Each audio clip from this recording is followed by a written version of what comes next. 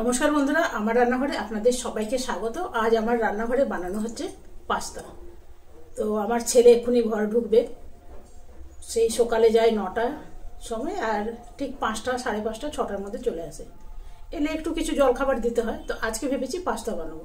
তো পাস্তা বানাতে অনেক হ্যাপা লাগে, এটা লাগে, ওটা লাগে, সেটা লাগে। আমি চটজলদি বানাবো, আর কি করে বানাই সেটাই আপনাদের একবার দেখাবো। তো চলো রান্নাটা শুরু করি। ঝটপট বানাবো, কেন কি খিদের মুখে থাকে না, যা দেবো সেটাই ভালো লাগে। তো চলো।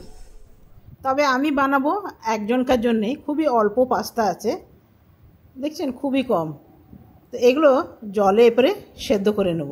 তো সেদ্ধ করার সময় দিতে হবে অল্প তেল, আর দিতে হবে নুন। তেলটা অবশ্যই দেবেন, তাহলে এক অপরের গায়ে কিন্তু সেটে যাবে না। দিলাম সামান্য নুন, এরপরে দেব তেল। তেলটা একটু বেশি করেই দেবেন, তাহলে কিন্তু এক অপরের গায়ে সেটে যাবে না, না তো পাস্তা না একদম সেটে সেটে যায়। তো এটা হতে একটু সময় লাগবে। তো দেখুন এটা অনেকটা সেদ্ধ হয়ে এসছে। এই যে যেমন নখে করে চাপ দিলেই যেন ভেঙে যায়, তাহলেই বুঝতে হবে পাস্তাটা কিন্তু রেডি হয়ে গেছে।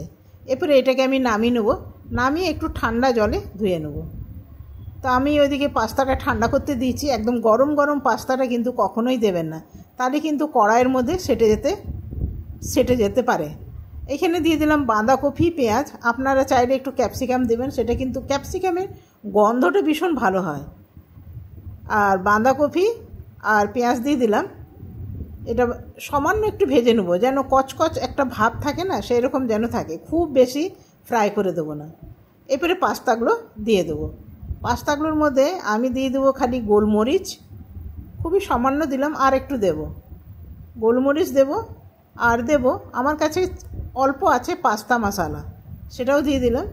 দিয়ে ভালো করে এখানে নাড়াচাড়া করে নেব। এরপরে এটা কিন্তু এমনিও খেতে ভীষণ ভালো হয় জানেন, এর মধ্যে ক্যাপসিকাম পড়লে ক্যাপসিকামের গন্ধটা ভীষণ ভালো লাগে। এরপরে দিয়ে দেবো, দেখছেন এক অপরের গায়ে কিন্তু পাস্তাগুলো সেটে যায়নি।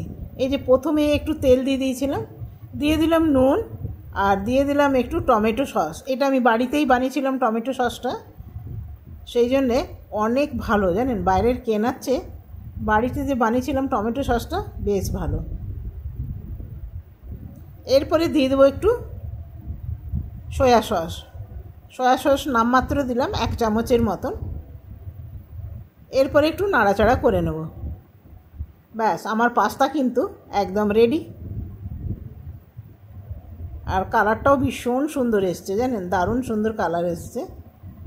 তো কেমন লাগলো বন্ধুরা অবশ্যই জানাবেন।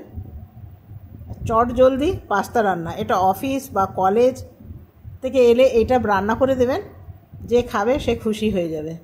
আজকের মতন এখানেই শেষ করলাম, ধন্যবাদ।